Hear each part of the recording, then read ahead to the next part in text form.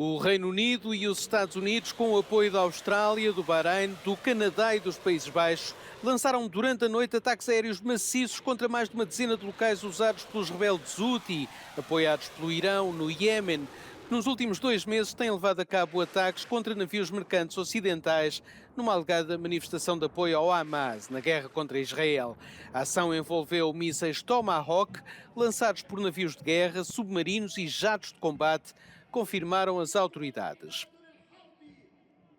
As forças norte-americanas atingiram mais de 60 alvos em 16 locais no Iémen, incluindo nós de comando, depósitos de munições, sistemas de lançamento, instalações de produção e sistemas de radar de defesa aérea. O presidente Joe Biden dos Estados Unidos e o primeiro-ministro Rishi Sunak do Reino Unido prometeram não hesitar em fazer novos ataques para proteger o comércio internacional. O Qatar está a manter conversações de alto nível, tanto com o Hamas como com Israel, para facilitar a entrega de material médico na faixa de Gaza, numa altura em que a emergência humanitária é enorme. Mas a Organização Mundial de Saúde insiste que qualquer acordo deste tipo é inútil, até que Israel pare os ataques aéreos e bombardeamentos.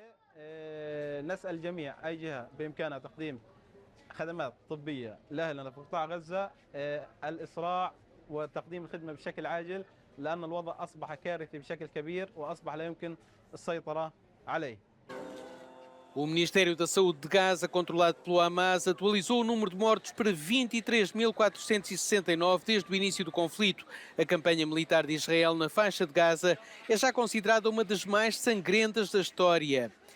É em Khan Yunis, no sul do território, que estão agora concentrados os esforços do exército israelita. As forças de defesa de Israel mostraram novas imagens do que dizem ser um sistema alargado de túneis sob a cidade e dizem ter encontrado vestígios da presença de reféns num desses túneis. Os familiares dos reféns israelitas reuniram-se em Nirim, junto à fronteira de Israel com a faixa de Gaza, e usando alto-falantes dirigiram-se ao Hamas e outros habitantes de Gaza com um pedido de libertação dos reféns. Na fronteira entre Israel e o Líbano continuam as trocas de tiros diárias entre Israel e o Hezbollah. O Hezbollah afirmou ter lançado dezenas de rockets, alguns dos quais caíram na cidade israelita de Kiryat Shmona. A África do Sul apresentou uma queixa no Tribunal Internacional de Justiça contra Israel, que acusa de genocídio na faixa de Gaza. No primeiro dia das audiências em Haia, nos Países Baixos, os advogados sul-africanos descreveram o número excessivo de mortos palestinianos, que já superam os 23 mil, dos quais 70% são mulheres e crianças. Estima-se que 7 mil pessoas morreram sob os escombros de edifícios e infraestruturas. A acusação também mencionou o risco de fome e inanição entre a população de Gaza, devido aos bombardeamentos contínuos e à recusa de Israel em permitir o aumento da entrada de ajuda humanitária. Over 10 Palestinian children will have one or both legs amputated, many without anesthetic. Each day, on current rates, an average of 3,900 Palestinian homes will be damaged or destroyed. More mass graves will be dug. More cemeteries will be bulldozed and bombed and corpses violently exhumed. O processo poderá levar anos, pelo que a África do Sul pede ao Tribunal que ordene medidas provisórias para obrigar Israel a permitir um maior acesso humanitário aos civis e a pôr termo à sua campanha militar. O governo israelita vai apresentar a defesa na sexta-feira, mas um porta-voz já acusou a África do Sul de defender o terrorismo do Hamas. What we saw today is a state, South Africa, standing up for a terror organization, which is basically shame on South Africa for doing that. Israel is executing its right to self-defense after the October 7 massacre, and there are still 136 Israeli hostages that are held by Hamas. The extraordinary nature of this case is not lost on anyone. The fact that Israel finds itself at the International Court of Justice accused of breaching the Genocide Convention, the convention that exists in response to the murder of 6 million Jews during the Holocaust, is remarkable. But as South Africa is arguing, there hasn't been a case in recent history more important for the protection of the court and the future of international law. Shona Murray, Euronews, The Hague.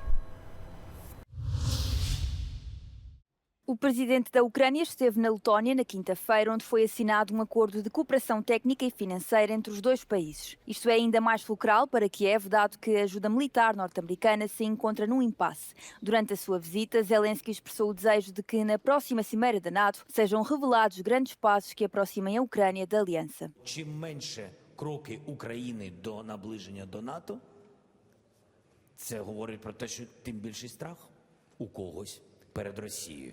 Не можна цього показувати. Це велика буде помилка. Це дасть ще, додасть амбіцій президенту Росії. Entretanto, o inspetor-geral do Departamento de Defesa dos Estados Unidos divulgou um relatório que revela que o equipamento, no valor de $1.000 milhões, enviado para a Ucrânia não foi devidamente rastreado. O relatório não especifica se as armas foram mal utilizadas ou desviadas, uma vez que tais conclusões não estavam além do âmbito de avaliação. Durante a visita de Zelensky à Estónia, na quarta-feira, o presidente do país manifestou-se a favor da utilização de armamento ocidental para atacar alvos militares em território russo. O ex-presidente da Rússia, agora vice-presidente do Conselho de Segurança, alertou para o facto de que tais ataques seriam uma justificação direta e óbvia para o uso de armas nucleares. O governo da Finlândia vai prolongar por mais um mês o encerramento da fronteira com a Rússia. As restrições foram impostas no final de 2023, após a chegada ao país através da fronteira de milhares de migrantes em situação ilegal, um número considerado anormalmente elevado. As autoridades finlandesas acusam a Rússia de conduzir deliberadamente os migrantes em direção à fronteira. O Kremlin negou as alegações e disse lamentar o encerramento dos postos fronteiriços pelos finlandeses. As tensões entre os dois países agravaram-se após a adesão da Finlândia à NATO em abril do ano passado. O novo executivo do primeiro-ministro francês foi anunciado na quinta-feira com vários pesos pesados do governo cessante reconduzidos nos cargos.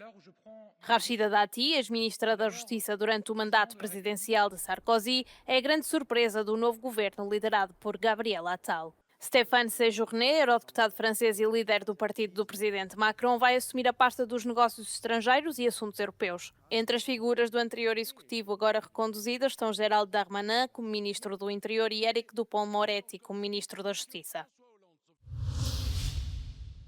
Como acontece todos os anos, por esta altura, uma massa de lixo em decomposição está a entupir o rio Drina, no leste da Bósnia. Milhares de toneladas de lixo acumulam-se atrás de uma barreira instalada por uma central hidroelétrica perto da cidade de Visegrad. O lixo proveniente de lixeiras não autorizadas, espalhadas pelos Balcãs Ocidentais, é transportado durante todo o ano pelo rio Drina e pelos seus afluentes na Bósnia, Sérvia e Montenegro, em direção a Visegrad. Po meni svaka opština treba da izgradi ovako lančanice i da formira svoje timove za skupljanje otpada. Svaka opština uzvodno, to bi došlo do efikasnijeg i bržeg vađenja otpada iz vode, jer taj otpad ako stoji godinu dana, vjerovatno velika većina toga i potone. Estima-se que todos os anos 10.000 metros cúbicos de resíduos sejam removidos desta secção do rio e sejam levados para o aterro municipal da cidade para serem queimados. O Drina é um potencial destino turístico, mas os ativistas dizem que será necessário muito tempo para resolver os seus problemas de poluição. A Basílica de São Pedro, na cidade do Vaticano, prepara-se para o grande jubileu de 2025, que decorrerá durante o pontificado do Papa Francisco. O Vaticano revelou os planos para restaurar o baldaquino de 29 metros de Bernini. A obra monumental deverá estar pronta até ao final deste ano e vai custar cerca de 700.000 euros. È tutto grande a San Pietro. È grande anche la sfida e di conseguenza ne prendiamo atto. Gli angeli sul coronamento 4 metri, però la presenza di patine, pesanti patine, l'accumulo di anni, la polvere, il particolato, ci obbligano a fare un ragionamento, ci hanno obbligato a fare un ragionamento conclusivo su questo. A Basílica de São Pedro é visitada por cerca de 50.000 pessoas todos os dias. Durante as obras, o baldaquino vai estar coberto, permitindo a continuação das restantes celebrações ao longo do ano. O último grande jubileu aconteceu em 2000, durante o pontificado do Papa João Paulo II.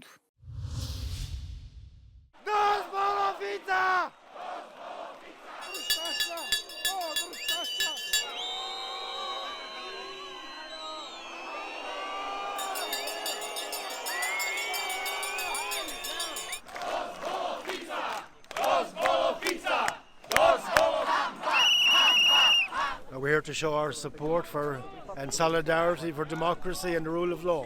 because basically he's corrupting the judicial system here.